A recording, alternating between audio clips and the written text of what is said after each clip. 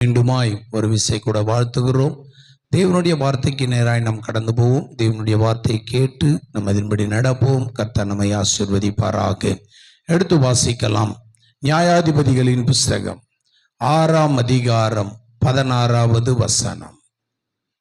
நியாயாதிபதிகளின் புஸ்தகம் 6ஆம் அதிகாரம் 16வது வசனம். அங்கே நான் உன்னோடு கூட இருப்பேன், ஒரே மனுஷனை முறியடிக்கிறது போல நீ மீதியானியரை முறியடிப்பாய் என்றார். அல்லேலூயா. ஏன்னா தேவன் நமக்கு கற்றுக் கொடுக்கிற ஒரு காரியங்களிலே நாம் அதற்கு ஆயத்தமாவோமானால் கர்த்தர் நம்மோடு கூட இருப்பார். அல்லேலூயா. அவர் சொல்லுங்க, அதற்கு கர்த்தர் நான் உன் கூட இருப்பேன், கூடவே இருப்பேன், கூடவே இருப்பேன் அப்படின்னு சொல்றவரு இன்றைக்கு நம்ம நடுவில் இருக்கிறார். அதனால்தான் அந்த கிதியோனை பார்த்து சொன்னாரு, நான் உன் கூடவே இருப்பேன்பா, நான் உன் கூட இருப்பேன். அதுல எந்த சந்தேகமும் இல்லை. ஏன்னா அமலேக்கியர் வந்து ஒருவேளை உங்களுடைய கொள்ளைகளை கொள்ளையாடி கொண்டு போகலாம், ஆனால் அந்த கொள்ளையை மீண்டுமாய் நீ திருப்பிக் கொள்ளுவதற்கு அவர்கள் இனி இந்த பூமியில இராதபடிக்கு நீ அவர்களை முறியடிப்பாய் என்று சொன்னார். அல்லேலூயா. மோசேக்கு சொல்லும் போது இன்று கண்ட எகிப்தியரை இனி காண மாட்டீர்கள் என்று சொன்னார். அப்ப கர்த்தர் நம்ம கூட இருந்தாருன்னா இனி நம்மளுடைய வாழ்க்கையில நமக்கு போராடுகிற அல்லது எதிர்த்து நிற்கிற, நமக்கு விரோதமாய் செயல்படுகிற எந்த ஒரு சூழ்நிலையாய் அல்லது எந்த ஒரு காரணமா இருந்தாலும், எந்த ஒரு காரியமானாலும் நம்முடைய வாழ்க்கையில அது தலை தூக்குவதில்லை. அல்லேலூயா, அல்லேலூயா. கர்த்தர் நம்மளோடு கூட இருந்தா அது நம்மளை ஒன்றும் சேதப்படுத்தாது. அது எல்லாவற்றையும் நாம மேற்கொள்ளுகிறவர்களாய் இருப்போம் என்பதில் எந்த சந்தேகமும் இல்லை. அதனாலதான் இங்கே கிதியோனுக்கு ஆண்டவர் சொன்னார், அதற்கு கர்த்தர் நான் உன்னோடு கூட இருப்பேன். ஆண்டவர் சொல்றார், நான் உன் கூடவே இருப்பேன், நான் உன் கூடவே இருப்பேன். ஒரு மனுஷனை முறியடிக்கிறது போல நீ மீதியானியரை என்ன செய்வேன், முறியடிப்பா என்று சொல்லுகிறார். அப்ப ஆண்டவர் சொன்னார்னா அதை செய்வார். அல்லேலூயா. ஆண்டவர் சொன்னா செய்வார். ஏன்னா இவ்வளவு காலம் அவர்களால் ஒன்றும் செய்ய முடியாம அந்த மீதியானியர்களை, அங்கே வருகிறதான அமலேக்கியரை அவர்கள் முறியடிக்க முடியாத ஒரு சூழ்நிலையில நிற்கும் போது அவர்கள் அந்த சேனையை பார்த்து பயந்து பயந்து பயந்து இருந்த காலங்களுக்குள்ளே அவர் இன்றைக்கு சொல்லுகிறார், நான் உன் கூட இருக்கிறேன். அல்லேலூயா. பக்கத்துல பார்த்து சொல்லுங்க, நான் உன் கூடவே இருக்கிறேன்.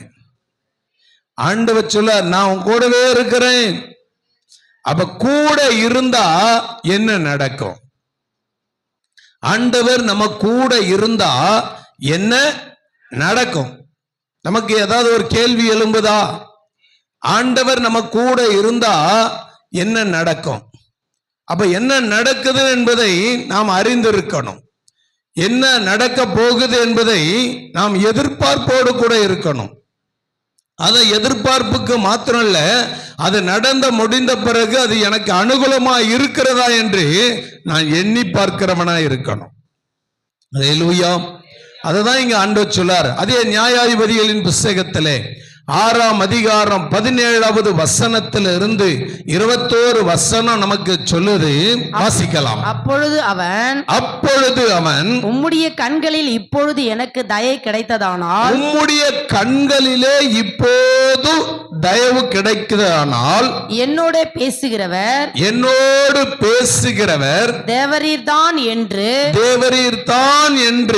எனக்கு ஒரு அடையாளத்தை காட்ட வேண்டும், எனக்கு ஒரு அடையாளத்தை காட்ட வேண்டும். அல்லேலூயா. இன்றைக்கு அடையாளத்துக்காக, இன்றைக்கு அடையாளத்தின் போர்வையில இன்றைக்கு அநேகர் கர்த்தரை சார்ந்திருக்கிறார்கள், தேவனை சார்ந்திருக்கிறார்கள், இயேசுவின் அண்டையிலே வந்திருக்கிறார்கள்.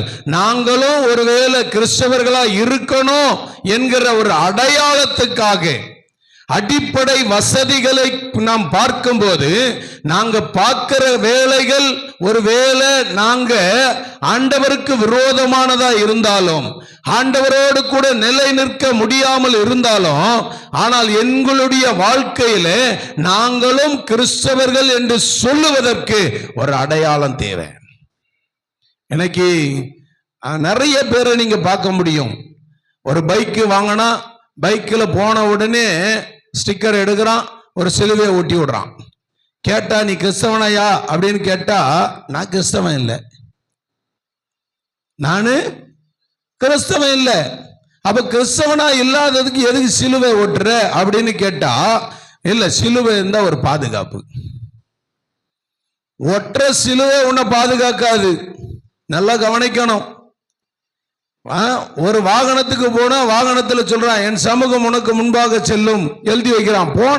வாங்கின உடனே அப்ப கேட்டா நீ கிறிஸ்தவன் கேட்டா, இல்ல இல்ல இல்ல நான் எம்மதமும் சம்மதம், எம்மதமும் சம்மதம். ஒரு பக்கத்துல ஒரு எலுமிச்சை பழத்தை தூக்கி வச்சிட்டு இருக்கிறான், ஒரு பக்கத்துல ஒரு எலுமிச்சை பழத்தை தூக்கி வச்சிட்டு இருக்கிறான். இன்னொரு இதை பார்த்தீங்கன்னா புது வண்டி வாங்கிட்டு வர்றதுக்கு கையில 5 பச்சை மிளகாவை கொத்தி வச்சிருக்கான். அதுல ஒரு கீழே ஒரு பச்சை மிளகாய்க்கு கீழே ஒரு எலுமிச்சை பழத்தை கொத்தி வச்சிருக்கான். இது எதுக்குன்னா வண்டிக்கு முன்னாடி கட்டணும் சார், வண்டி எடுக்கும்போது. அது ஒன்ன விடுவிக்குமா? யோசிக்கணும். இன்னைக்கு அடையாளத்துக்காக கிறிஸ்தவர்களா இருக்கிறது பேரு கிறிஸ்தவன் அல்ல, அடையாளத்துக்கு கிறிஸ்தவன் அல்ல, அந்த அடையாளத்துக்குரிய வாழ்க்கை வாழுகிறவன் தான் கிறிஸ்தவன். எனக்கு நம்மளுடைய வாழ்க்கையை நாம் எண்ணி பார்ப்போமானால் நம்முடைய வாழ்க்கை இன்றைக்கு கேள்விக்குறியோடு கூட இருக்கிறது. ஏன்னா கிறிஸ்தவன் என்று சொல்லுகிறோம், கிறிஸ்தவனுடைய வேலை என்ன? கிறிஸ்தவனுடைய வேலை என்ன? அப்ப கிறிஸ்தவன்கிற அடையாளம் உண்டு, ஆனா கிறிஸ்தவ வாழ்க்கை வாழ தெரியாதவர்களா இருக்கிறோம். அதுதான் இங்க சொல்லி காட்டார். இங்க கிதியோன் இடத்துல வந்து ஆண்டவர் சொல்ல, நான் கூடவே இருக்கிறேன்பா, நீ மீதியானியரை ஒரு மனுஷன் முறியடிக்கிறது போல நீ முறியடிப்ப அப்படின்னு சொல்றாரு. ஆனா இவன் சொல்றான், நான் நீ கூட இருப்பேன்னு நான் எப்படி நம்புறது? நீ கூட இருப்பேன்னு நான் எப்படி நம்புறது? அப்படி நம்பிக்கை இல்லாத ஒரு வாழ்க்கை வாழ்ந்துகிட்டு இருக்கிற என் வாழ்க்கையில எனக்கு ஒரு அடையாளத்தை நீ கொடுக்கணும், எனக்கு ஒரு அடையாளத்தை கொடுக்கணும். அப்படி கொடுத்தாதான் நீர் என் கூடவே இருக்கிறீன்றதை நான் என்ன செய்வேன்? அறிந்து கொள்ள முடியும். இன்னைக்கு தேவனுடைய பிள்ளைகளா இருக்கிறோம். நான் 1ஆம் தேதி உங்களுக்கு சொன்னேன், ஆண்டவர் உன்னை பராக்கிரமசாலியின் பட்டயத்துக்கு உன்னை என்ன செய்யறாரு? ஒப்பாக்குவேன் என்று சொல்லி வச்சிருக்கிறார். அப்படி ஒப்பாக்குகிற தேவன் இன்றைக்கு உன்னை அப்படி ஒப்பாக்கி வச்சிருக்கிறதை நீ அறியாமல், நம்பாமல், கர்த்தர் உன் கூட இருக்கிறார் என்று தெரியாமல் உன் வாழ்க்கையை நீ வீணாய் விருதாய் கழித்துக் கொண்டிருக்கிறாய். தேவ சமூகத்தில் நின்று நம்மளை குறித்து பேசுவோமானால் ஏதோ அடையாளத்துக்காக கிறிஸ்தவர்கள் அல்ல, அடையாளத்துக்காக கிறிஸ்தவர்களாய் இருப்பதற்கு ஆண்டவர் நம்மளை வைக்கல, அவருடைய வாழ்க்கையை வாழ்ந்து காட்டுவதற்கு அடையாளப்படுத்தி வைத்திருக்கிறார். அடையாளத்துக்காக கிறிஸ்தவன் அல்ல, நீ வாழுகிற வாழ்க்கைக்கு அடையாளமா இருக்கணும்ன்றதுக்காக தான் ஆண்டவர் வச்சிருக்கிறார். அல்லேலூயா. அதுதான் அவர் அங்க சொல்றார். கீழே அதுக்கு அடுத்து வாசிக்கலாம். நான் உம்மிடத்திற்கு என் காணிக்கையை கொண்டு வந்து, நான் உம்மிடத்துக்கு என் காணிக்கையை கொண்டு வந்து உமக்கு முன்பாக வைக்கும் அளவோ, உமக்கு முன்பாக வைக்கும் அளவும் இவ்விடம் விட்டு போகாதிருப்பீராக என்றான். இவ்விடத்தை விட்டு, இந்த இடத்தை விட்டு போகாதிரும் என்றான். அதற்கு அவர், நீ திரும்பி வரும் மட்டும் நான் இருப்பேன் என்றார். நான் இருப்பேன் என்று சொல்லுகிறார். அல்லேலூயா. நம்ம போனா அவ்வளவுதான், திரும்பி எல்லாம் வரமாட்டோம். போனா என்ன செய்ய மாட்டோம்? திரும்பி வர பக்கத்துல பார்த்து சொல்லு. ஞாயிற்றுக்கிழமை போனா அதோட அடுத்த ஞாயிற்றுக்கிழமை தான். அதுக்கு இடையில உன்னை போய் வான்னு சொன்னாரு, திரும்பி வருவோம். திரும்பி வான்னு சொன்னவரு போனது போனதுதான். அதோட அவர் போயிட்டு பாரு பார்த்துட்டு, அவர் போயிட்டு பார்த்துட்டு அவருக்கு சலிச்சு போய் அவர் போயிட்ட பிறகு நம்ம வருவோம். புரியுதா? எனக்கு நமக்கு அடையாளம் மட்டும்தான் தேவை. நான் கிறிஸ்தவன் அப்படின்னு ஒருவேளை அடையாளப்படுத்திக்கிறதுக்கு மட்டும்தான். எனக்கு கிறிஸ்தவர் போர்வையை தரித்திருக்கிறவர்கள் கிறிஸ்தவர்கள் அல்ல. கிறிஸ்துவின் போர்வையை தரித்திருக்கிறவர்களுக்கு கிறிஸ்தவர்கள் அல்ல. கிறிஸ்துவுக்குள்ளாக இருந்து கிறிஸ்துவை அனுபவிக்கிறவர்கள் கிறிஸ்தவர்கள். அல்லேலூயா. என்னைக்கு நாம சொல்லணும் அப்படின்னா நிறைய சொல்லிக்கிட்டு போலாம்.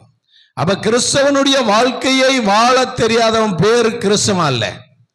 கிறிஸ்தவனா இருக்கிற தகுதி அற்று இருக்கும் போது அவன் கிறிஸ்தவன் சொல்லிக் கொள்ளுவானால் அவன் கிறிஸ்தவனே அல்ல.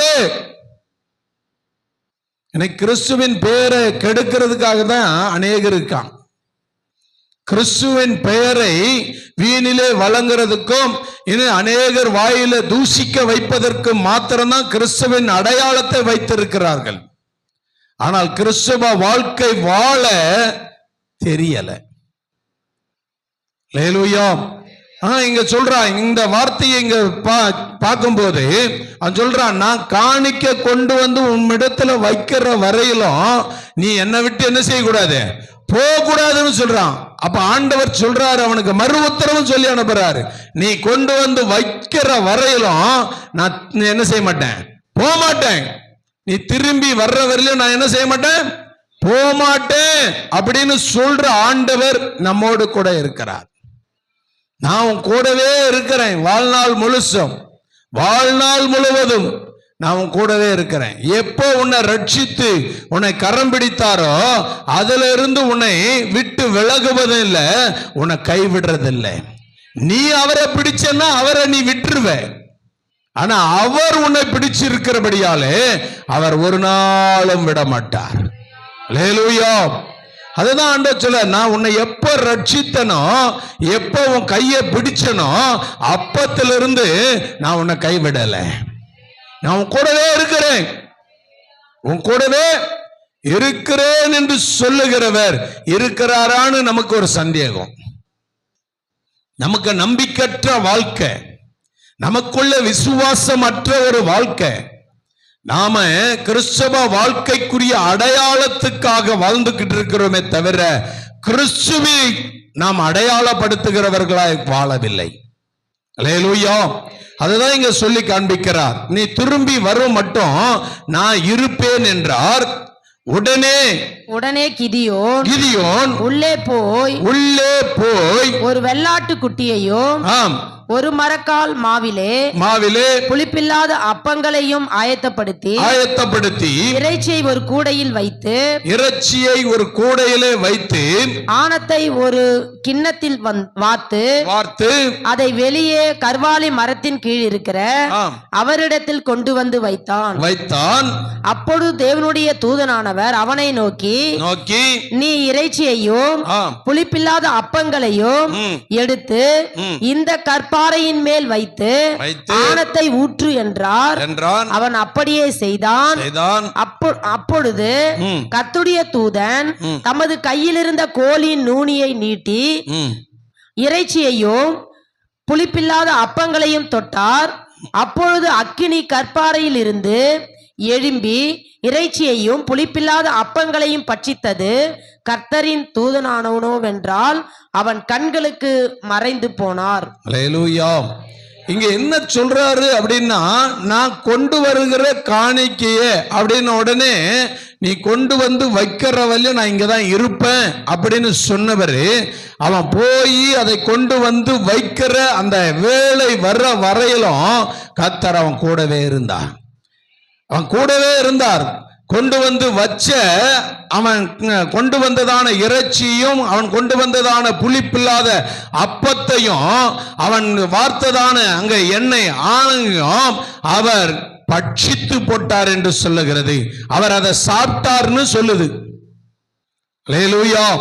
அப்படியானா தேவன் உங்களோடு கூட இருக்கிறது உண்மைன்னா, தேவன் உங்கள் பட்சத்தில் இருந்து உங்களோடு கூட இருக்கிற ஆண்டவர் உன்னோடு கூட இருந்து எல்லாவற்றையும் புசிக்கிறவராய் இருக்கிறாரா என்பதை சற்று நாம் நிதானிக்கணும்.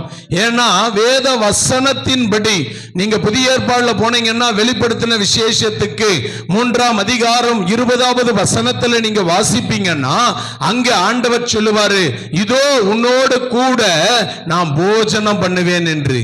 ஆண்டவர் உன்னோடு கூட இருந்து போஜனம் பண்ணுகிறவருக்கு நீ அடையாளமுடையவனாய் இருக்கிறாயா என்பதை சற்று நாம் நிதானிக்கிறவர்களாய் இருக்கணும். அல்லேலூயா.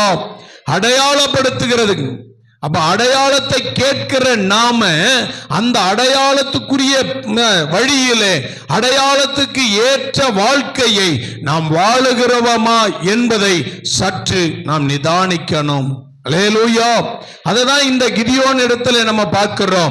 அந்த கிதியோன் இடத்துல பார்க்கிற இந்த வேளையில அவன் கொண்டு வந்து வைத்ததை அவர் அடையாளப்படுத்தி காண்பித்தார் என்று அங்கே சொல்லப்படுகிறது. அதுக்கு பிறகு நீங்க தொடர்ந்து நீங்க போய் படிச்சு பார்த்தீங்கன்னா தெரியும். அதுக்கு பிறகு அவனுடைய வாழ்க்கையில ஒரு வெற்றியை சுதந்தரிக்கிறான். அதுக்கு பிறகு திரும்ப சந்தேகம் வருது.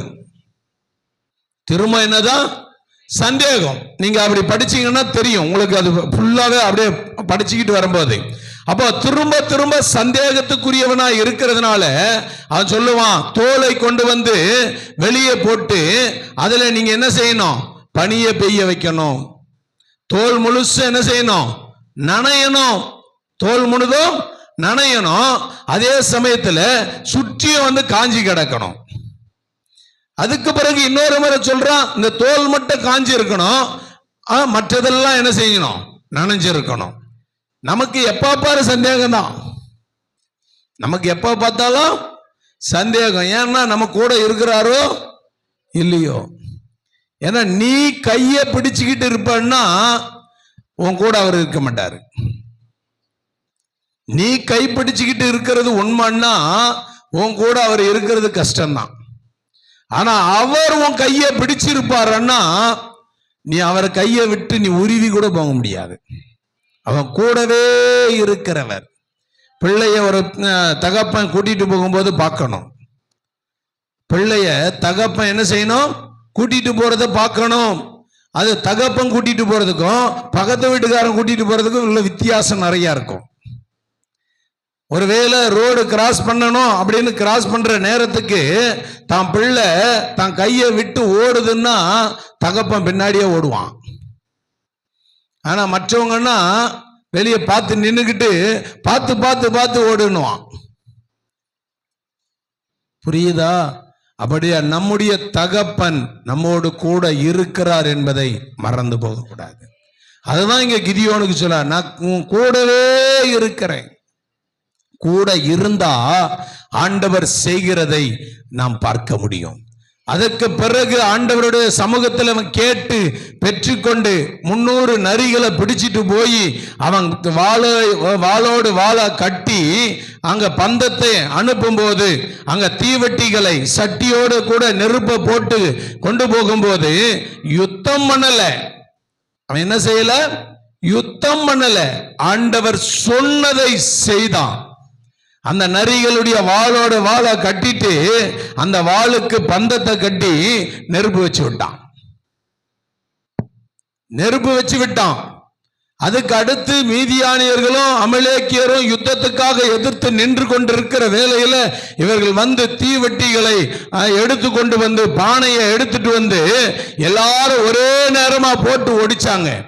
ஒடிக்கிற சத்தத்தை கேட்ட அமலேக்கியர்களுக்குள்ள அங்க இருந்த மீதியானியர்களுக்குள்ள ஒருத்தரை பட்டயத்தால கொன்று போட்டாங்க. தேவனுடைய அதைதான் அவர் சொன்னாரு, ஒரு மனுஷனை முறியடிக்கிறது போல நான் மீதியானியரை முறியடிக்குவேன். ஒரே ஒரு மனுஷனா இருந்து நீ நீ இவ்வளவு பேரையும் நீ கொல்லுவதற்கு உன்னால கடினமானது. ஆனா நான் செய்வேன். ஆண்டவர் சொன்னாரு, நான் செய்வேன். அதை ஆண்டவர் செய்து காண்பித்தார். நீங்க தொடர்ந்து போய் அப்படியே வாசித்து பார்த்தீங்கன்னா உங்களுக்கு அது புரியும். அப்ப தேவனுடைய சமூகத்துல இருக்கிற நீங்களும் நானும் அடையாளத்துக்காக கிறிஸ்தவர்களா இருக்கக்கூடாது, அடையாளப்படுத்துகிற தேவனை வெளிப்படுத்துகிற கிறிஸ்தவர்களா இருக்கணும். வெளிப்படுத்துகிற கிறிஸ்தவர்களா இருக்கணும். கிறிஸ்தவ வாழ்க்கை என்று சொன்னா, கிறிஸ்தவன் அப்படின்னு சொன்னா உன் வாயிலிருந்து ஒரு வார்த்தையாவது வெளியே புறப்பட்டு வரணும். உன் வாயிலிருந்து ஒரு வார்த்தையாவது புறப்பட்டு வரணும். இந்த 6 நாளில் ஏதாவது ஒரு வசனத்தை படிச்சு நீ 6 நாள் வீட்டுக்குள்ள இருந்திருப்ப. ஏன்னா இதோட போனா 6 நாள் கழிச்சு தான் திரும்ப நம்ம உள்ள வர்றோம். அப்போ அந்த 6 நாளில் ஒரு வார்த்தையாவது உள்ள இருக்குமா? வசனம் இல்லைன்னா உன் வாழ்க்கை 0, கேள்விக்குறி. ஒவ்வொரு நாளும் உன்னை தேற்றுகிறது தேவனுடைய வசனம், தேவனுடைய வார்த்தை. அடையாளத்துக்காக கிறிஸ்தவன் அல்ல, அடையாளப்படுத்துகிற தேவனை நீ காண்பித்து கொடுக்கிறவன் தான் கிறிஸ்தவன். சொல்றது உங்களுக்கு புரியுதா? புரியுதா? வாரத்துல 6 நாள் வீட்டுக்குள்ள போவோம். ஏன் நமக்கு வேலை இல்லாமலாம் இல்லை, எல்லாருக்கும் வேலை தலைக்கு மேல கிடக்குது. அப்படி நிக்க நேரம் இல்லை, நிக்க நேரம் இல்லை. நம்ம ஒரு வேலை பணிக்கு போகிறோம்னா பணியில நமக்கு நிறைய அரசாங்க அதிகாரிகளுக்கு நம்ம கீழ்ப்படிய வேண்டியது அவசியம். அதனால அவங்க சொல்ற வேலையை கட்டாயமா நம்ம என்ன செஞ்சாகணும், செஞ்சுதான் ஆகணும். அதனால அது போய் வந்த உடனே தான் வீட்டுக்குள்ள ஏகப்பட்ட வேலை.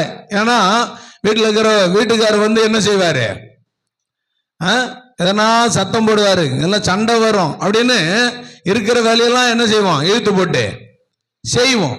அப்படியே இல்லைனாலும் நம்ம வீட்டில் இருக்கிறவங்களுக்கு நாம ஏதாவது உதவி செய்யணும்னு நாம சும்மா இருக்க மாட்டோம். நாம அங்க ஓடி இங்க ஓடி அதை செய்ய இதை செய்யணும். நமக்கு காலையில எழும்புனதுல இருந்து போய் படுத்து தூங்குற வரையும் ஒரு நேரமும் நமக்கு சும்மா இருக்க மாட்டோம். நம்ம சும்மா இருக்கிறோமா? நாம சும்மா இருக்கிறோமா? பக்கத்துல பார்த்து கேளுங்களா, நம்ம சும்மா இருக்கிறோமா? இப்ப அவ்வளோ வேலையை வச்சுக்கிட்டு நாங்கன்னா சும்மாவா பாஸ்டர் இருக்கிறோம்? நீங்க தான் வேலை வெட்டி இல்லாம இருக்கிறீங்க, நீங்க தான் சும்மா இருக்கிறீங்க. நீங்க உட்காந்து ஜெபம் பண்ணுங்க, நீங்க உட்காந்து ஜெபம் பண்ணுங்க. நாங்கெல்லாம் வேலையா செஞ்சுக்கிட்டு இருக்கிறோம். அப்ப நாம தேவனுக்காக எழும்பி பிரகாசிக்க வேண்டிய நாம் அடையாளம் மட்டும் இருந்தா போதாது, அடையாளப்படுத்துகிற தேவனை நாம் மகிமைப்படுத்துகிறவர்களா இருக்கணும். அல்லேலூயா. அதுவும் சொன்னார். அடுத்த ஒரு மனுஷனை உங்களுக்கு காமிச்சு கொடுக்கிறேன். 1 சாமுவேலின் புஸ்தகம் 16ஆம் அதிகாரம். 1 சாமுவேலின் புஸ்தகம் 16ஆம் அதிகாரம் 13வது வசனத்திலிருந்து 18வது வசனம் வரையிலும் நம்ம வாசிக்கலாம். அப்பொழுது சாமுவேல் தைல கொம்பை எடுத்து அவனை அவன் சகோதரர்கள் நடுவிலே அபிஷேகம் பண்ணினான். அந்நாள் முதற்கொண்டு கர்த்தருடைய ஆவியானவர் தாவீதின் மேல் வந்து இறங்கி இருந்தார். ஹல்லேலூயா. இங்கே வேதத்தின்படி இங்கே அவருடைய சகோதரர்கள் 7 பேர் இருக்காங்க.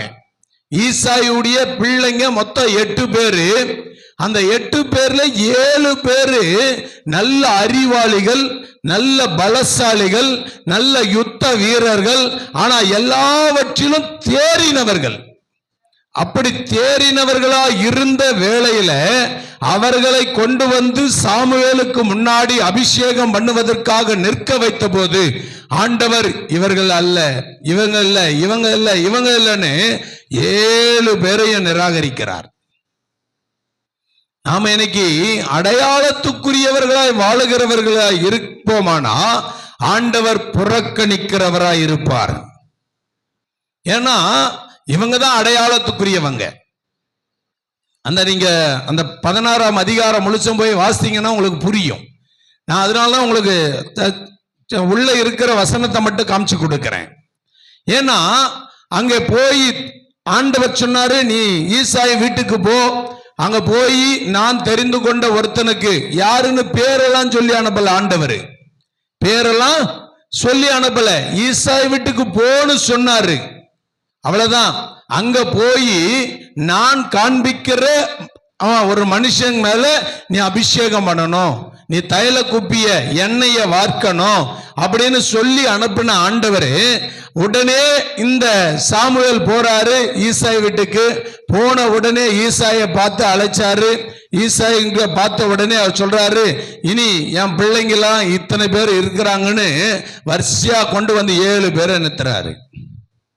வரிசையா 7 பேரை கொண்டு வந்து நிறுத்துறாரு.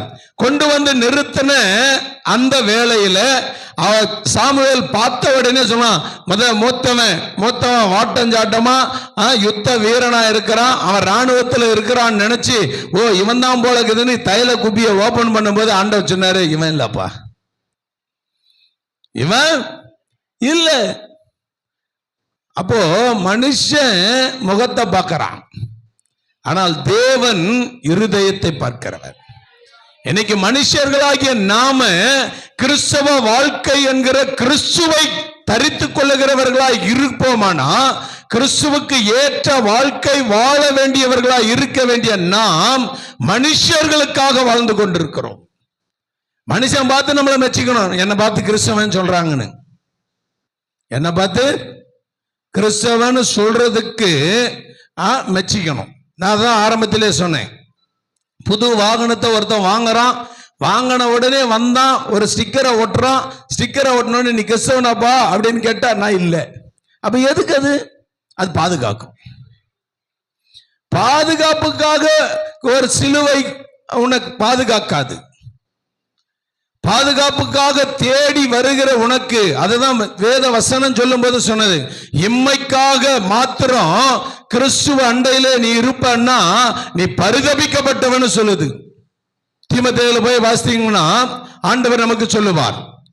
அப்போ தேவன் பவுல் சொல்லும் போது இம்மைக்காக மாத்திரம், ஏதோ உன் கடமைக்கு உனக்கு பாதுகாப்பு வேணும்ன்றதுக்கு நீ கிறிஸ்துவோடு வாழ்றது வேண்டாம்.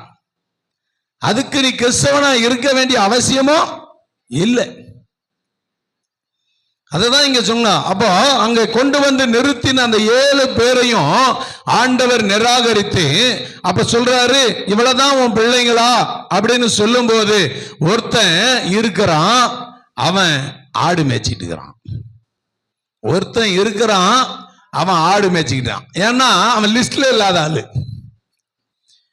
அப்பாவுக்கு 8 பிள்ளைங்க இருக்கிறதே மறந்துடுச்சு, இருக்கிறதே மறந்து போச்சு. 7 பேரை தான் கூட்டிட்டு வந்து நிறுத்துறாங்க. அப்ப 8வது ஒரு ஆளை கூட்டிட்டு வர்ற வரலையும் நான் விருந்து பண்ண மாட்டேன்னு சொல்லி உட்கார்ற சாமுவேலுக்கு 8வது ஆளை கூட்டிட்டு வந்த உடனே அந்த இடத்துல அவனுக்கு ஆண்டவர் சொன்னாரு, இவன் தான், இவனை அபிஷேகம் பண்ணுன்னு சொன்னாரு. அப்படி பண்ண அவனுடைய வாழ்க்கையில அது நடந்த சம்பவம் என்ன அப்படின்னு நீங்க படிச்சீங்கன்னா, அதுக்கு கீழே அப்படியே தொடர்ந்து நீங்க படிக்கும் போது உங்களுக்கு அது புரியும். தாவீதின் மேல் வந்து இறங்கி இருந்தார். சாமுவேல் எழுந்து ராமாவுக்கு போய்விட்டார். அங்கே அபிஷேகம் பண்ணிட்டு அவர் போயிட்டாரு. போயிட்ட உடனே ஏற்கனவே ஒரு அபிஷேகம் பண்ணவன் இருக்கிறான். ஏற்கனவே ஒரு அபிஷேகம் பண்ணவன் அவங்க வந்துட்டு பாத்தீங்கன்னா சவுல். அந்த அபிஷேகம் பண்ணப்பட்ட சவுல் அந்த இடத்துல சவுலுடைய வாழ்க்கையில கர்த்தர் அவனை விட்டு எப்பயோ போயிட்டாரு. போனது தெரியாமலே இன்னும் என்ன செஞ்சுக்கிட்டு இருக்கிறாரு, கர்த்தர் என் கூட இருக்கிறாருன்னு சொல்லிக்கிட்டு இருக்கிறாங்க. எனக்கு நம்ம அடையாளத்துக்காக ஆண்டவர் இருக்கிறாரா இல்லையான்னு தெரியாமலே வாழுகிற கூட்டம் ஒரு கூட்டம் இருக்குது. புரியுதா? கீழே வாசிக்கிறோம் அந்த வசனம் 14. கர்த்தருடைய ஆவி சவுலை விட்டு நீக்கினார். கர்த்தருடைய ஆவி சவுலை விட்டு நீக்கினார். கர்த்தரால் வரவிடப்பட்ட ஒரு பொல்லாத ஆவி, கர்த்தரால் வளைக்கப்பட்ட ஒரு பொல்லாத ஆவி அவனை கலங்க பண்ணி கொண்டிருந்தது. அவனை கலங்க பண்ணி கொண்டிருந்தது. ஆண்டவர் ஒண்ணு பரிசுத்தம் இருக்கணும், இல்லைன்னா அசுத்தம் இருக்கணும். ஒண்ணு பரிசுத்தமாக இருக்கணும், இல்ல அசுத்தமாக இருக்கணும். ஏன்னா நாம சொல்லிக்கிட்டு இருப்போம், எங்களுக்கு எல்லாம் இருக்குது, எல்லாம் இருக்குது. பரிசுத்தம் இருக்கிற இடத்துல அசுத்தம் இருக்காது, அசுத்தம் இருக்கிற இடத்துல பரிசுத்தமும் இருக்காது. ஆக மொத்தத்துல பரிசுத்தம் இருக்காது, அசுத்தம் மட்டும்தான் என்ன செய்யும், இருக்கும். ஆனா சவுல் அவனுக்கு அபிஷேகம் பண்ணப்பட்ட அந்த அபிஷேகத்தின் அடையாளத்தை வச்சுக்கிட்டு அந்த அடையாளத்திலே இன்னும் ஓடிக்கிட்டு இருக்கிறான். ஆனா எப்பவோ அது அந்த அபிஷேகம் என்ன செஞ்சிச்சு, அவனை விட்டு போயிடுச்சு. இன்னைக்கு நம்மளுடைய வாழ்க்கையில நாம ஏதோ அந்த ஆதியில இருந்த அந்த அன்பும் ஆதியில நமக்கு மேல வச்ச அந்த நோக்கத்தையும் இன்னும் நம்ம சொல்லிக்கிட்டு தெரியும். ஆண்டவர் இருக்கிறாரா? இருக்காரு. ஆண்டவர் இருக்காரா? இருக்காரு. அதுல எந்த சந்தேகமும் இல்லை. அப்போ ஆண்டவர் இருக்கிறாரு, ஆனா உன் கூட இருக்கிறாரா? அதான் கேள்வி. ஆண்டவர் இருக்கிறாரா? இருக்காரு, ஆனா உன் கூட இருக்கிறாரா? அதுதான் கேள்வி. இன்னைக்கு சவுல் ஆண்டவர் அவனுக்குள்ளே இல்லாம போய் பொல்லாத வேறு ஆவியை அனுப்பினதுனால அவனை அலக்கழிச்சுக்கிட்டு இருக்குது. இப்ப அவன் சொல்றான், இருக்கிறவனை கொண்டு வான்னு சொல்லும் போது அந்த இடத்துல அவனுடைய வேலைக்காரனை அனுப்பும் போது அந்த வேலைக்காரன் சொல்றான், 18வது வசனத்தை படிங்களேன். அப்பொழுது அந்த வேலைக்காரரில் ஒருவன் பிரதியுத்தரமாக இதோ பெத்லகேமின் ஆகிய ஈசாயின் குமாரன் ஒருவனை கண்டிருக்கிறேன் அவன் சொல்றான். ராஜா சொல்றார், ராஜா வந்து சவுலு கிட்ட கர்த்தருடைய ஆவி அவனை விட்டு எடுபட்டு போயிடுச்சு. சும்மா அடையாளத்துக்காக வேண்டி அவர் என்ன செய்யறாரு, அபிஷேகம் பண்ணப்பட்டதை போல காணப்பட்டுக்கிட்டு இருக்காரு.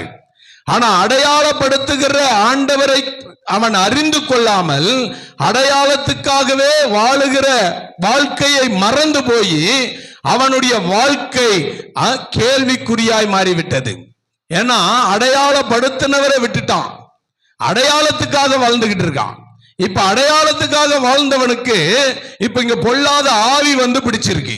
பொல்லாத ஆவி பிடிச்ச உடனே அவர் சொல்றாரு, போய் ஒரு இசை வாசிக்கிறவனை கூட்டிட்டு வா. அப்ப இசை வாசிக்கிறவன் வந்தா அந்த இசைனாலே இந்த பிசாசெல்லாம் என்ன செய்யும், ஓடி போயிடும். இன்னைக்கு நம்ம அதான் செஞ்சுக்கிட்டு இருக்கிறாங்க. இசை வாசிக்கிறவனை கூட்டிட்டு வா, இசை வாசிக்கிறவன் வந்தா பேய் என்ன செய்யும், அது ஓடாது. இசை வாசிக்கிறவன் வந்தா ஓடிடுமா? இன்னைக்கு நம்ம இதுல நடைமுறை ஆயிட்டு இருக்குது. இதுதான் நடைமுறை. தெருமணியில ஒரு மேலக்காரனை கூட்டிட்டு வந்து மேல அடிச்சாங்கன்னா, அதாவது பம்பை அடிச்சா இருக்கிற ஊர்ல இருக்கிற ஆவி எல்லா பிசாசம் வந்து என்ன செய்யுது, ஆடிக்கிட்டு இருக்குது. ஆனா அது போயிடும் நினைக்கிறீங்க?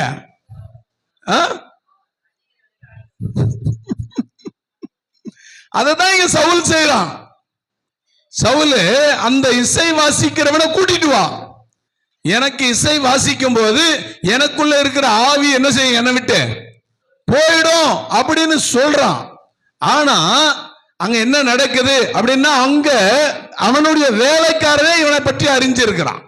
அறிஞ்சதுனால அவன் சொல்றான், அங்க ஈசாயின் குமாரன் ஒருத்தன் இருக்கிறான், அவன் எப்படிப்பட்டவன்? வாசிங்க. அவன் வாசிப்பதில் தேறினவன், அவன் பராக்கிரமசாலி,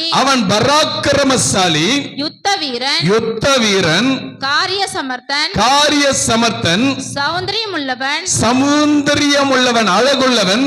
கர்த்தர் அவனோடு கூட இருக்கிறார் என்றான். இப்ப அத சொன்னா சவுலுக்கு எப்படி இருக்கும்? நான் உன்னை என்ன கேட்டேன்? இசை வாசிக்கிறவன கூட்டிட்டு வந்தான்னு சொன்னேன். அப்ப இசைய பத்தி மட்டும்தான் நீ பேசணும். அவனை பத்தி புகழ்ற, நான் ராஜாவா அவன் ராஜாவா? நம்மளுக்கு என்ன வந்துருது? அடையாளத்துக்காக வாழ்றவன் சொல்லுவான், அடையாளத்துக்காக வாழ்ந்துகிட்டு இருக்கிறவன் சொல்ல மாட்டான். அடையாளத்துக்காக வாழ்ந்துகிட்டு இருக்கான் பாருங்க, ஆண்டவருக்காக அவரை அடையாளப்படுத்தி வச்சிருக்கிறவன் சொல்ல மாட்டான். ஆனா ஆண்டவர் இல்லாத அடையாளத்துக்காக நான் கிறிஸ்தவன் கிறிஸ்தவன் கிறிஸ்தவன் சொல்லிக்கிட்டு இருக்கிறவன் சொல்லுவான். அவனை பத்தி கேட்டு பேசுற, நீ என்ன சொன்ன? இசை வாசிக்கிறவனை கூட்டிட்டு வான. இப்ப நான் என்ன செஞ்சிருக்கேன்? அவன் யாருன்றத உனக்கு சொல்லி இருக்கிறேன். நல்லா புரியுதுங்களா? வேதத்தின் அடிப்படையில சொல்லணும்னா அவன் யாரு, எப்பேற்பட்டவன், யாருடைய பிள்ளை அப்படின்னு சொல்றதை தான் அங்க நம்ம வந்துட்டு வாசிக்கிறோம்.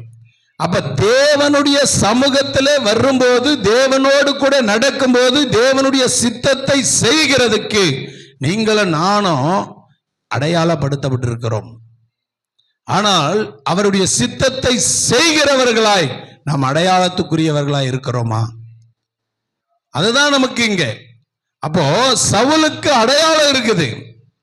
தேவனுடைய ஆவி அவனுக்குள்ளே வந்ததும், அவனை அபிஷேகம் பண்ணப்பட்டதும் அடையாளம் இருக்குது. ஆனா அந்த அடையாளத்துக்குரிய பாத்திரமான அவன் என்ன செய்யல? இல்லை. அதுதான் இங்க நம்மளோடு கூட எனக்கு தேவனுடைய பிள்ளைகள் என்று சொல்லுகிறதுக்கு, நானும் கிறிஸ்தவன் என்று சொல்லுகிறவர்கள் அநேகர் உண்டு. ஆனால் கிறிஸ்தவனுடைய வாழ்க்கை என்ன? கிறிஸ்தவனுடைய வாழ்க்கை என்ன? தேவனை தொழுது கொள்ளுகிறது அவன் வாழ்க்கை. 6 நாள் வேலை செய்யறோம், 6 நாள் வேலை செய்யற, அந்த வேலைக்கான பங்கு உனக்கு உண்டானது. ஆனா 7வது நாள் அங்க ஆண்டவருடைய ஓய்வு நாளை நீ அனுசரிக்காம, அதை தொழுது கொள்ளாம, நீ அதுல வந்து பங்கெடுக்காதவன், நீ கிறிஸ்தவன் சொல்லாத தகுதியற்றவன். கிறிஸ்துவை குறித்து பேச தகுதி அற்றவர்கள். அப்ப நான் கிறிஸ்தவன் போய் எங்கேயும் என்ன செஞ்சிடக்கூடாது, சொல்லக்கூடாது. அப்படி சொன்னா அவன் சொல்லுவான், அப்ப நீ கிறிஸ்தவன் சொல்ற, இன்னைக்கு வந்து வீதியில வந்து வேலையில வந்து சொல்லுவாங்களா? அப்ப கிறிஸ்தவன்னா எங்க இருக்கணும்? ஓ, இப்ப நீங்க ஈபி வேலை செய்யறீங்க, ஈபிக்காரனா எங்க இருக்கணும்? வேலைக்கு போயிருக்கிறீங்க, திங்கக்கிழமைல இருந்து சனிக்கிழமை வரையும் வேலை செய்யறீங்க. இப்போ 9 மணிக்கு மேல 10 மணி ஆயிடுச்சு. 10 மணிக்கு உங்களை கேட்டாங்களா என்ன சொல்லுவாங்க? வேலைக்கு போய்க்கிறாரு. என்ன வேலைக்கு? ஈபி வேலைக்கு போய்க்கிறாரு. அப்ப அவரை எந்த இடத்துல வேலை செய்யறாருன்னு சொல்லுவாங்களா, சொல்ல மாட்டாங்களா? அப்போ அடையாளம் என்ன? புரியுதில்ல? அப்போ நீ வேலைக்கே போகாம நீ வந்துட்டு வேற எங்கேயோ விருந்துக்கு போயிருப்பன்னா, விருந்துக்கு போன இடத்துல தேட வந்தவன் அங்க போய் ஆபீஸ்ல கேட்டான்னா என்ன சொல்லுவாங்க? வேலைக்கு வரல. வேலைக்கு வரலன்னு சொன்ன உடனே சொன்னவங்க கிட்ட என்ன செய்வாரு? அப்பா இந்த மாதிரி வேலைக்கு வந்திருக்கான்னு சொன்னீங்க, வேலையில வந்து பார்த்தா வேலைக்கு ஆளே வர காணுமா? அப்ப அதுல யார எப்படி இருக்கிற? நீ எப்படி இருக்கிற? பொய்யனா இருக்கிற, அடையாளத்துமே இல்லாத ஒரு ஆளா இருக்கிற. ஆனா அடையாளம் வந்து ஈபிதான். ஆனா இருக்கிற வேலையை சொல்லும் போது, வேலைக்கான காரியத்துல நீ அடையாளத்துக்கு பங்குள்ளவன். இதுதான் வேதம் சொல்லுது.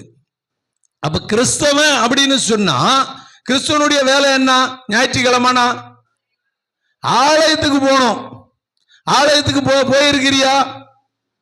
அப்ப நீ கிறிஸ்தவனா? கிறிஸ்தவன் தான். கிறிஸ்தவன் இல்லைன்னு இல்ல, கிறிஸ்தவன் தான். அடையாளத்துக்காக, அடையாளத்துக்காக கிறிஸ்தவன். ரெண்டுமே ஒண்ணு. நீ கிறிஸ்தவன் என்று சொல்றதுக்கு அடையாளம் இருக்குது. ஆனா அடையாளத்தின் அடையாளம் என்ன? நீ அவரை தொழுது கொள்றதுதான். இப்ப அவங்க உன்னை பார்த்து சொல்லணும், இன்னைக்கு ஞாயிற்றுக்கிழமை, அவர் காலையில 7 மணில இருந்து 10 மணி வரையும் அவரை எதையும் டிஸ்டர்ப் பண்ண முடியாதுப்பா. அவருக்கு போனே பண்ணா கூட என்ன செய்ய மாட்டாரு? போன் எடுக்க மாட்டாருப்பா அப்படின்னு உன்னை குறித்து ஒருத்தர் அடையாளப்படுத்த முடியுமா?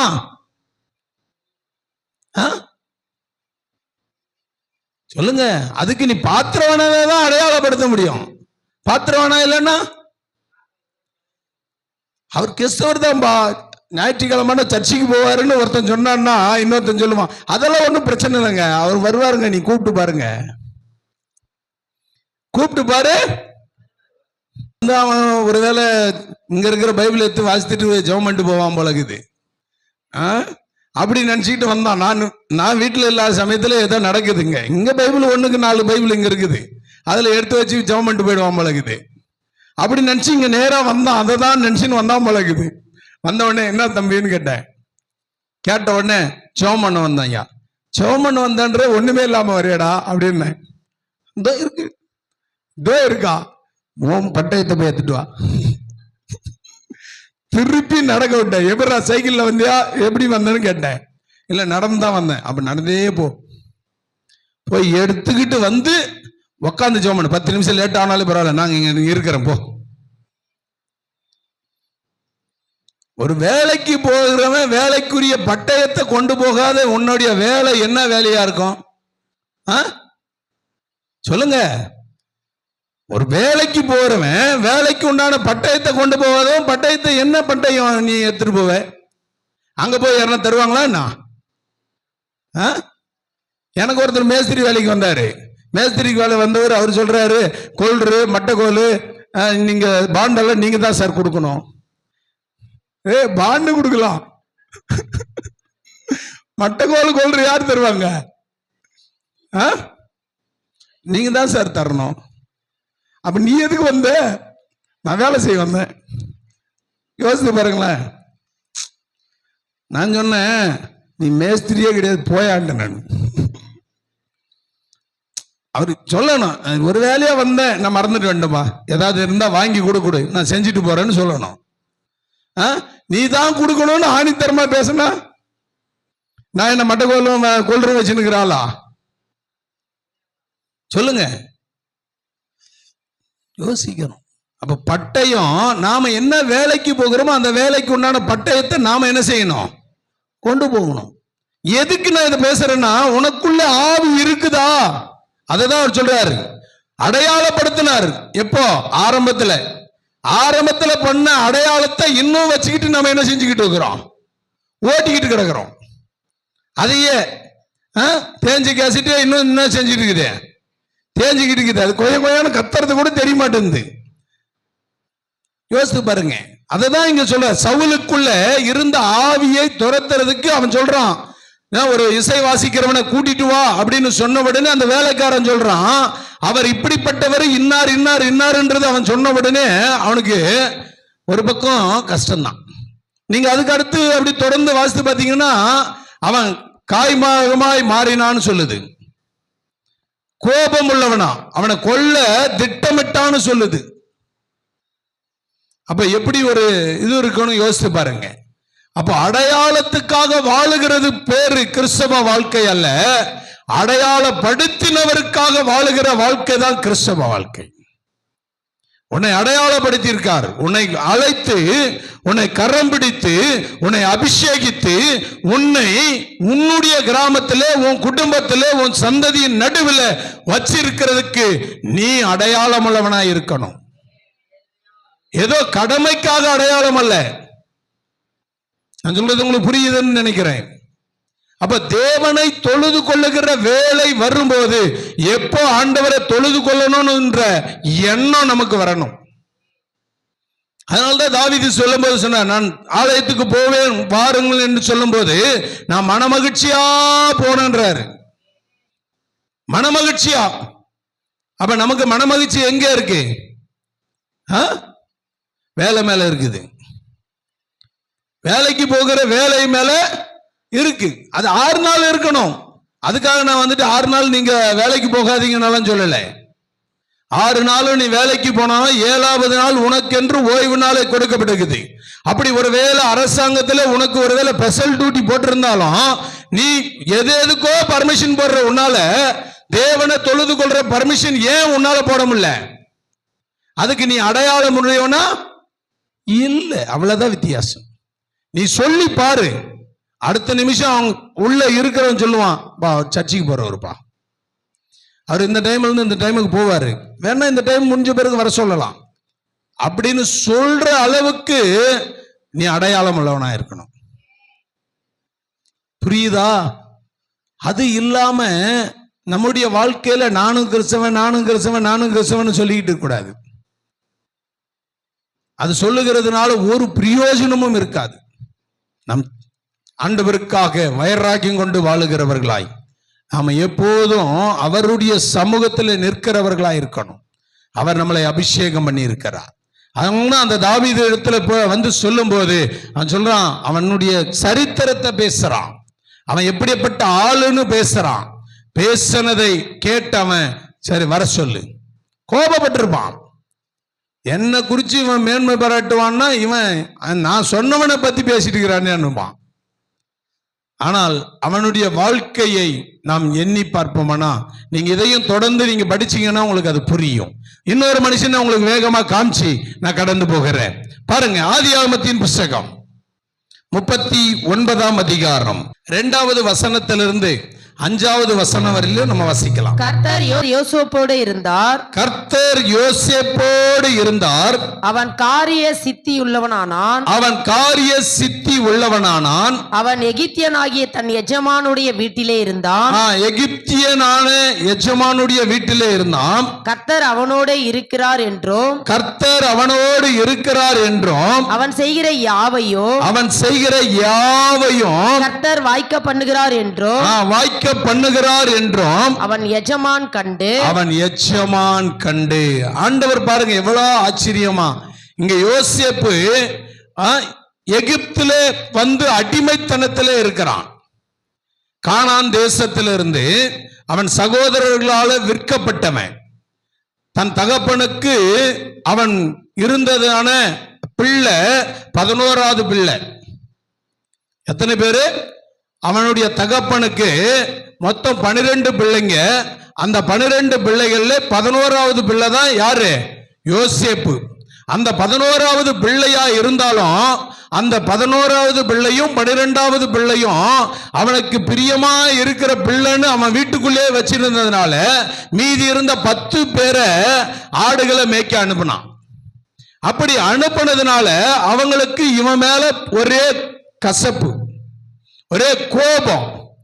நாங்களும் தகப்பனுக்கு பிள்ளைங்க தான், நீயும் தகப்பனுக்கு பிள்ளைதான், ஆனா உன்னை மட்டும் அப்படி நேசிக்கிறாரு, எங்களை ஏன் இப்படி நேசிக்க மாட்டேன்றாருன்னு அவங்களுக்குள்ள ஒரு கஷ்டம்.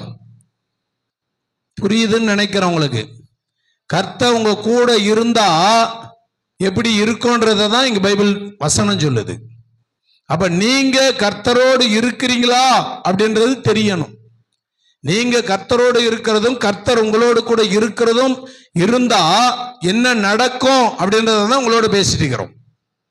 அப்போ அந்த இடத்துல அவர்கள் அப்படி இருந்ததுனால இப்ப தகப்பன் சொல்றாரு, உங்க அண்ணனுங்கெல்லாம் போய் வெகு நாட்கள் ஆச்சு, அவங்களுக்கு நீ போய் ஒரு ஆகாரத்தை கொடுத்துட்டு அவங்களுக்கு போய் நீங்க என்ன செய்ய, நலன் விசாரிச்சுட்டு வா, நல்லா இருக்கிறாங்களா, மந்தை ஏதாவது பெருகி இருக்குதா அப்படின்னு சொல்லி என்ன செய்யுங்க, போய் பார்த்துட்டு வா அப்படின்னு சொல்லி அனுப்பும் போது, அனுப்பின வேலையில இந்த 10 பேரும் சேர்ந்து இவனை தூக்கி கொல்லணும்னு முடிவு பண்ணிட்டு இருந்த வேலையில யூதாசுங்க தூக்கி இதுல போட்டுருவோம், குழியில போட்டுருவோம், அவனுடைய ரத்த பலி நம்ம வேலை ஏன் சுமரவானன்னு சொல்லி குழியில போட்டாங்க.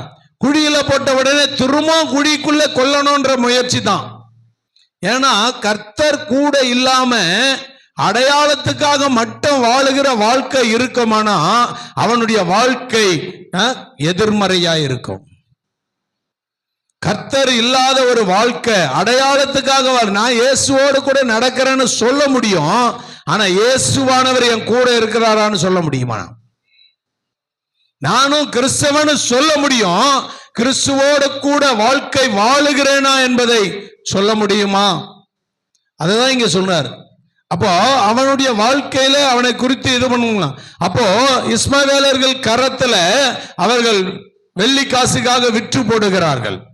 விற்று போடுகிற வேளையில அவன் விற்று போட்ட வெள்ளி காசோடு கூட அந்த இஸ்மவேலரோட வந்து எகிப்துல இருக்கிற போத்திபார் இடத்துல விற்று போடுகிறான்.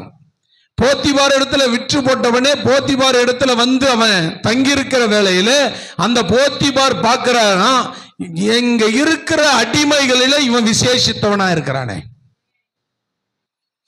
ஹலோ, புரியுதா? அவன் பார்க்கறான், நான் எத்தனையோ அடிமைகளை கூட்டிட்டு வந்து இங்க வச்சிருக்கிறோம், எத்தனையோ அடிமைகளை கூட்டிட்டு வந்து வச்சு இங்க வேலை பார்த்துட்டு இருக்கிறோம். ஆனா கூட்டிட்டு வந்த அடிமையில இவன் ஒரு வித்தியாசமா இருக்கிறான் அப்படின்றத அங்க இருக்கிறதான எஜமான் அதை பார்க்கறான். எனக்கு உங்களை பார்க்கறவங்க சொல்லணும், நானும் உலகத்தை எத்தனையோ கிறிஸ்தவனை பார்த்துருக்கிறேன், ஆனா உங்களை போல நான் பார்த்ததில்லைன்னு சொல்ற அளவுக்கு நாம இருக்கிறோமான்னு கொஞ்சம் அப்படி யோசித்து பார்க்கணும். ஆனா சொல்லியிருக்காங்க, உன்ன மாதிரி கிறிஸ்தவனை நான் பார்த்ததே இல்லைன்னு சொல்லியிருக்கேன். ஹலோ, புரியுதா? எப்படி எப்படி பக்கத்துல பார்த்தா சொல்லணும். இன்னும் நிறைய பேருக்கு நான் கிறிஸ்தவனே தெரியாதவங்களா இருக்கிறாங்க. நானு கிறிஸ்தவனு தெரியாதவங்க இருக்கிறாங்க. நாங்க கிறிஸ்தவனு வெளியே காமிச்சிக்க மாட்டோம், ஆனா எங்களுக்கு உள்ளுக்குள்ள அடையாளம் இருக்குது. உள்ளுக்குள்ள அடையாளம் இருக்குது, நான் கிறிஸ்தவன் தான், ஆனா வெளியே என்ன செஞ்சுக்க மாட்டோம். அப்ப என்ன கிறிஸ்தவன் நீ? செத்த கிறிஸ்தவன். நான் சொல்லுவேன், பேர் கிறிஸ்தவன் இல்ல, செத்த கிறிஸ்தவன். செத்தவனை வந்துட்டு மிஞ்சி போன 10 நாள், அதோட அடுத்து நினைவு நாள் வந்ததுதான், அதோட மறந்துடுவாங்க அவனை. பார்த்துருக்கீங்களா? பார்த்தது இல்லையா? பார்த்தது இல்லையா? அவரு மரிக்கிற ஒருவேளை மிஞ்சி போனா அதனால என்ன சொல்லுவாங்க, அந்த மாசத்துல அது ஒரு 30 நாள் செத்து காரியம் முடியும். காரியம் முடிஞ்ச பிறகு ஒரு 30 நாள் வெளியே என்ன செய்வாங்க, அப்படி துக்கம் கொண்டாடுற மாதிரி இருக்கும். அவனே அப்படி பிடிச்சி பேசுற மாதிரி இருக்கும். அப்படி துக்கம் கொண்டாடுறவங்களா தான் நான் சொல்லுவேன், நீங்க என்ன நினைக்கிறீங்களோ நினைச்சிட்டு போங்க, எனக்கு அது பிரச்சனை இல்லை. துக்கம் கொண்டாடுறவங்களா இருந்தா சோறு தண்ணி தின்னக்கூடாது, குடிக்கவும் கூடாது, சாப்பிடவும் கூடாது, சாப்பிடவும் கூடாது, தண்ணிய குடிக்கவும் கூடாது. அப்படி இருக்கணும். வேத வசனம் அதான் சொல்லுது. வேத வசனம் சொல்லுது, பிறக்க ஒரு காலம் உண்டு, இறக்க ஒரு காலம் உண்டு. இறந்த பிறகு அவனை நினைச்சு நம்ம வாழ்றதை விட நம்மளுக்கு இருந்தது அவ்வளவுதான் அப்படின்ற எண்ணத்தோட நாம இனி என்ன செய்யணும், நம்முடைய வாழ்க்கைய வாழ பழகணும். அது இல்லாம நான் துக்கம் கொண்டாடுறேன்னு சும்மா நம்ம எது மேல் முலாம் பூசின மாதிரி, முலாம் பூசுவாங்கல்ல, அது குறிப்பிட்ட நாள் வெளிதான் இருக்கும், அதுக்கு மேல அது கருகிச்சுன்னா என்ன ஆகும்? அதுக்காக நான் துக்கம் கொண்டாடக்கூடாதுன்னு பேசல, உங்களோட துக்கம் கொண்டாடணும். ஆனா இங்க என்ன சொல்லுது அப்படின்னா, அவன் சகோதரர்களாலே விற்கப்பட்டவன், அவன் சகோதரர்களாலே அவன் புறக்கணிக்கப்பட்டவன். புறக்கணிக்கப்பட்ட வேளையில விற்ற இடத்துல வந்து அவன் வித்தியாசத்தை காண்பிக்கிறான். அங்க யோசேப்பு அவன் வந்து கர்த்தர் அவன் கூட இருக்கிறத அவன் வெளிப்படுத்தி காண்பித்தான். அவன் வெளிப்படுத்தி காண்பித்த அந்த பார்த்த அந்த எஜமான் சொல்றான், இங்க இருக்கிறவங்கள இவன் ஒரு வித்தியாசமா இருக்கிறானே, ஒரு வித்தியாசமா இருக்கிறானே அப்படின்னு சொல்ற அளவுக்கு அவன் அடையாளம் உள்ளவனா இருந்தான். நாங்க பாருங்க வாசிக்கிறோம், அந்த 3வது வசனம் சொல்லுது, கர்த்தர் அவனோடு இருக்கிறார் என்றும், கர்த்தர் அவனோடு இருக்கிறார் என்றும், அவன் செய்கிற யாவையும் கர்த்தர் வாய்க்க பண்ணுகிறார் என்றும் அவன் எஜமான் கண்டு யோசேப்பினிடத்தில் தயவு வைத்து, யோசேப்பினிடத்தில் தயவு வச்சாங்க. நல்லா கவனிக்கணும், ஆண்டவர் எப்ப யார் கூட இருக்கிறாரோ அவங்களுக்கு தயவு உண்டாகும். எத்தனை பேர் நம்புறீங்க? எத்தனை பேர் நம்புவீங்க? எத்தனை பேரு? ஏன்னா ஒரு 4-5 பேர் தான், மற்றவங்களுக்கெல்லாம் இல்லை பழகுது. கர்த்தர் என் கூட இருந்தார்னா தயவு தானா வரும். பார்க்கிற கண்கள்லாம் தயவு உண்டாகும். அப்ப அதுதான் இங்க சொன்னான். அப்ப அங்க இருந்த எஜமான், அவன் எஜமானா இருந்து அநேக அடிமைத்தனத்துல இருக்கிறவர்களுக்கு மத்தியில இவன் வித்தியாசமா இருக்கிறான்னு கண்டு அவன் கண்கள்ல தயவு உண்டாச்சு, தயவு வந்துச்சு. நீங்க ஒருவேளை ஒரு வேலைத்துறைக்கு போவீங்கன்னா தெரியும். வேலையில போய் அந்த வேலையில இருக்கிற அதிகாரிக்கு நீங்க ரொம்ப பிட் ஆயிட்டீங்கன்னு வச்சுங்க, அவன் உங்களை விட்டுட்டு போவே மாட்டாரு. அவர் ஒரு டீ குடிக்கணும்னா கூட உங்களை கூட்டிட்டு போய் தான் டீ குடிப்பாரு. அப்படி இல்லையா? அப்படி இல்லைங்களா? இருக்கா இல்லையா? ஏன்னா அந்த தயவுன்றது அதுதான். ஆனா அவர் அதிகாரி தான், ஆனா அவருக்கு கீழே தான் நம்ம இருக்கிறோம்.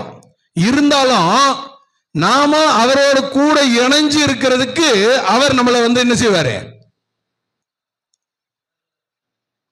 புரியுதுங்களா? அப்ப அதுதான் இங்க. அப்ப இவங்க எஜமான், இவன் கிட்ட அடிமையா வேலை பார்த்துருக்கான். ஆனா அடிமையா இருந்தாலும் அவன் இடத்துல ஒரு தயவு உண்டாகுது. அந்த தயவு வந்த உடனே என்ன நடக்குது பாருங்க, வாசிக்கலாம். அவனை தனக்கு ஊழியக்காரனும், அவனை தனக்கு ஊழியக்காரனும், தன் வீட்டுக்கு விசாரணைக்காரனும், தன் வீட்டுக்கு விசாரணை காரணமாக தனக்கு உண்டான யாவற்றையும் அவன் கையில் ஒப்புவித்தான். அவன் கையில ஒப்பு கொடுத்தான். இதுக்கு மேல நீதாம்மா எல்லாம் பாத்துக்கணும். தயவு வந்தா அங்க நீதான் முதலாளி. நீ செய்கிற வேலையா இருந்தாலும் சரி, நீ போகிற எந்த இடமானாலும் சரி, எங்க போனாலும் அங்க ஒரு தயவு இருக்குமானா அந்த தயவுல அதிகாரி செய்யற வேலையெல்லாம் நீ தான் செய்யற மாதிரி இருக்கும். அதிகாரி செய்யற வேலையெல்லாம் உங்கள்கிட்ட தான் இருக்கும், அதுல எந்த சந்தேகமும் இல்லை. இப்ப எங்க எசைகளை பத்தி நான் சொல்லணும்னா நிறைய சொல்லலாம். எசைகள் அவன் சீனியர் வேற. அவன் சொல்றான், சீனியரா இருக்கிற எனக்கே இவ்வளவு மதிப்பு மரியாதை இல்லை, எனக்கு பர்மிஷன் கூட இல்லை. ஆனா இப்ப வந்தா இவனுக்கு இவ்வளவு மதிப்பு மரியாதையும் கொடுத்து எல்லா சாரும் அவனை பிடிச்சி கூப்பிட்டுக்கிறாங்கன்றான். புலம்புறான் ராத்திரி. ஏண்டா அப்படின்னா அவனுக்கு செல்போனு 24 hours அவனுக்கு செல்போன் ஃப்ரீ. செல்போன் அவன் கையிலே இருக்கணும், அவன் லாக்கர்ல வைக்க வேண்டிய அவசியம் இல்லை. செல்போன் கையிலே வச்சுக்கிட்டு சுத்தலாம். கிளாஸுக்கு போனாலும் செல்போன் கையில் வச்சுக்கலாம். அவனுக்கு எப்போ எந்த இடத்துக்கு போனாலும் செல்போன் கையில் வச்சுக்கிட்டுலாம். நாங்களாம் லாக்கர்ல வச்சுட்டு போயிடுறோம். நாங்க போன் பண்ணா போன் ஏன்டா எடுக்கலன்னு கேட்டதுக்கு நான் லாக்கர்ல வச்சுட்டு போறேன், எஸ்ஐகளுக்கு போன் பண்ணுன்றான். அவன் மட்டும் எப்படிறா, நீ சீனியரு, நீயே பாக்கெட்ல வச்சுருக்கிற ஆளுன்ற சீனியருங்களுக்கெல்லாம் வந்துட்டு ஒரு 4 பேர் லீடரா போட்டிருக்கவங்களுக்கு கொடுத்துருக்காங்க. அப்படி இருக்கிற உனக்கே ஏன், அதனால தானே உனக்கு போன் பண்றேன்னு சொன்னா அவன் சொல்றான், இல்ல எனக்கு கூட நான் லாக்கர்ல வச்சுட்டு போறேன், எஸ்ஐகளுக்கு பண்ணுன்றான். அப்போ அங்க இருக்கிற அந்த இடத்துல எல்லாரும் கண்கள்ல தயவு உண்டாயிருக்குது. அங்க ஒரு சாரு சொன்னா, அவர் தான் எடிட்டிங் பண்ற வேலை. அந்த சாரு எடிட்டிங் பண்ற வேலையெல்லாம் இவங்க கையில கொடுத்துட்டு, நீ உனக்கு ஃபுல் பர்மிஷன் தரம்பா, நீ எடிட்டிங் பண்றது, நீ வைஃபை ஆன் பண்ணி நீயே எல்லாத்தையும் யூஸ் பண்ணிக்க. அவனுக்கு நெட்டே போடலன்னா கூட பிரச்சனை இல்லப்பா, அவனே பாத்துக்கிறான் எல்லாத்தையும். நான் ரீசார்ஜே பண்ண தேவையில்லை, ரீசார்ஜ் முடிஞ்சிச்சு அவனுக்கு. ரீசார்ஜ் முடிஞ்சா கூட பிரச்சனை இல்லை, அவனுக்கு போடணுன்ற அவசியம் இல்லை. என் ஒரு போனுக்கு நீ காசு போட்டேன்னா போதும், நாங்கள் 2 பேர் பேசிக்குவோம். அவனுக்கு போடவே தேவையில்லை, காலேஜ் வைஃபை அவன் யூஸ் பண்ணிக்கிறான். யோசித்து பாருங்க. அப்ப தயவு அப்படின்றது ஒண்ணு இருக்குமானா நிச்சயம் ஆண்டவர் கூட இருக்கிறாருங்க. அப்ப அங்க அவன் ஒரு சாரு மட்டும் இல்ல, அங்க இருக்கிற சுத்து பக்கத்துல ஒவ்வொருத்தரும் எல்லாருமே அவனுக்கு தயவா இருக்காங்க. இப்ப அதே சமயத்துல ஒரு ஆராதனை ஒரு இது நடக்குதுன்னா இன்ஸ்ட்ருமெண்ட் வாசிக்கிறதுக்கு அவனை தான் பிடிச்சிட்டு வராங்களாம், தூங்க விட மாட்டேன்றாங்க. ஏன்னா ஆண்டவர் அவன் கூட இருக்கிறத அவங்க காட்சி கொடுக்கணும்னா ஆண்டவருடைய அடையாளப்படுத்துறதுக்கு வாழ்க்கை வாழணும், அடையாளப்படுத்துகிறதுக்கான வாழ்க்கை வாழணும். அதான் சொல்றேன். இது தொடர்ந்து நம்ம தேவனை குறித்ததான காரியத்துல நீங்க தொடர்ந்து போய் படிச்சீங்கன்னா அது புரியும். அப்ப அதை குறித்து அவன் சொல்றான், அந்த இடத்துல எஜமான் அவன் மேல தயவு வச்சு அந்த தயவுல அவனோடு கூட இருக்கிற எல்லா காரியத்தையும் அவன் கையில ஒப்பு கொடுத்துட்டான். கையில ஒப்பு கொடுத்தாச்சு, எல்லாத்தையும் நீ பாத்துக்க. பாருங்க, அதுக்கு கீழே வாசிக்கிற 5வது வசனம். அவனை தன் வீட்டுக்கும் தனக்கு உண்டான எல்லாவற்றிற்கும் விசாரணைக்காரனாக்கினது முதற்கொண்டு கர்த்தர் யோசேப்பின் நிமித்தம் அந்த எகிப்தியன் வீட்டை ஆசீர்வதித்தார். அல்லேலூயா. இன்னைக்கு நம்மளை கொண்டு கர்த்தர் ஆசீர்வதிக்கிற ஆசீர்வாதத்தை நம்ம பார்த்திருக்கிறோமா? நம்ம கூட இருக்கிறவங்க அதை கண்டிருக்கிறாங்களா? சற்று நம்ம நிதானிக்கணும், நிதானிச்சு பார்க்கணும். நம்மளோடு கூட இருக்கிறவர்கள், நம்மளை சார்ந்து இருக்கிறவங்க, நான் கிறிஸ்தவ வாழ்க்கை வாழுகிறேன் என்கிட்டு சொல்லுகிற நாம நம்மளுடைய வாழ்க்கையில நம்மையும் நம்மளை சார்ந்து இருக்கிறவர்களும் ஆசீர்வதிக்கப்பட்டிருக்காங்களா? யோசிக்கணும். நானே ஆசீர்வதிக்கப்படல, நான் என் கூட இருக்கிறவன் எங்க ஆசீர்வாதம். ஆமா, நானே இன்னும் ஆசீர்வதிக்கப்படல, என் கூட இருக்கிறவங்க எங்க ஆசீர்வதிக்கப்படுறது. நான் ஆசீர்வதிக்கப்படுறதுக்கு மாத்திரம் அல்ல, நான் போகிற இடங்களை, என் வீடு ஆசீர்வதிக்கப்பட்டிருக்குதா அது தெரியணும். நான் இங்க இருக்கிறதுனால என் வீடு ஆசீர்வதிக்கப்பட்டிருக்குதா? கர்த்தர் கொடுக்கிற ஆசீர்வாதம் ஐஸ்வர்யத்தை தரும், அது கூட வேதனையை கொட்ட மாட்டார். வேதனை வராது, வேதனை வராதபடிக்கு அவர் கொடுக்கிறது ஆசீர்வாதமா இருக்கும். அல்லேலூயா. அப்படி ஒருவேளை வேதனை வருதுன்னா அது அவர் கொடுக்கிறதா இருக்காது, அவர் கொடுக்கிறதா இருக்காது. அததான் அவங்க சொல்றாரு. அங்க பாருங்க, ஆசீர்வதித்தார். ஆகையாலும் வெளியிலும் அவனுக்கு உண்டானவைகள் எல்லாவற்றிலும் கர்த்தருடைய ஆசீர்வாதம் இருந்தது. ஆமென். அவங்க பாருங்க, அவன் வீட்டை மட்டும் ஆசீர்வதிக்கல, அவன் வீட்டுல எல்லாவற்றிலும், அவன் எல்லா இடங்களிலும், அவன் போகும்போது வரும்போது எல்லா காரியத்திலும் கர்த்தர் அவனுக்கு ஆசீர்வாதம் ஆக்கினார். அல்லேலூயா. அவன் வெளியே போனாலும் ஆசீர்வாதம், உள்ள வந்தாலும் ஆசீர்வாதம். அவன் எகிப்தியன் வீட்டுல இருக்கும்போது எகிப்தியன் வீட்டையும் ஆசீர்வச்சிருக்கான். வந்தவன் அடிமை, வந்தது என்னது? அடிமை. அடிமையான வாழ்க்கைக்கு வந்தவனை ஆசீர்வாதத்துக்குரியவனாய் பார்த்த அந்த எஜமா தான் வீட்டையும் தனக்கு உண்டான எல்லா பொறுப்பையும் அவங்க கையில கொடுத்துட்டு, நீ பார்த்துக்க. இன்னைக்கு நம்மளுடைய வேலை ஸ்தலங்களிலே, நாம போகிற இடங்களிலே, நாம போகிற எந்த காரியமானாலும் நமக்கு அப்படிப்பட்ட காரியங்கள் வாய்க்கிறதான்னு சொல்லி சற்று நம்ம நிதானிச்சு பார்க்கணும். அப்ப ஆண்டவர் நம்மளை அடையாளப்படுத்தி இருக்கிறதுக்கு, அந்த அடையாளத்துக்குரிய வாழ்க்கையை நாம் வாழுகிறோமா என்பதை சற்று நாம் நிதானித்து பார்க்கணும். நாம நிதானிச்சு பார்க்கணும். அதுக்கு தான் ஆண்டவர் நம்மளை வச்சிருக்கிறார். நம்மளை பராக்கிரமசாலிகளாய் பட்டயத்துக்கு ஒப்பாக்கி வச்சிருக்கிறேன்னு சொல்ற ஆண்டவர் இந்த நாட்களில உன்னை அப்படி அடையாளப்படுத்தி வச்சிருக்கிறதுக்கு ஏதோ பேருக்காக இல்லை, நானும் கிறிஸ்தவன் அப்படின்னு சொல்லிக்கிறதுக்காக அல்ல, கர்த்தருடைய நாமத்தை ஒவ்வொரு நாளும் நீ பிரஸ்தாபப்படுத்த வேண்டும் என்பதற்காக, கர்த்தருடைய சமூகத்திலே வந்து நீ நிற்க வேண்டும் என்பதற்காக, கர்த்தரை நீ தொழுது கொள்ள வேண்டும் என்பதற்காக ஆண்டவர் உன்னை கிறிஸ்தவனாய் வைத்திருக்கிறார். அல்லேலூயா. ஒருவன் கிறிஸ்துவுக்குள்ள இருந்தா புது சிருஷ்டியா இருக்கிறான், பழையவைகள் ஒளிந்து போயின. நேற்று தினத்துல நான் உங்களுக்கு பிரசங்கம் பண்ணோம். 2 நாள் ஒரே தலைப்புல கர்த்தருடைய வருகை அப்படின்னு பிரசங்கம் பண்ணோம்.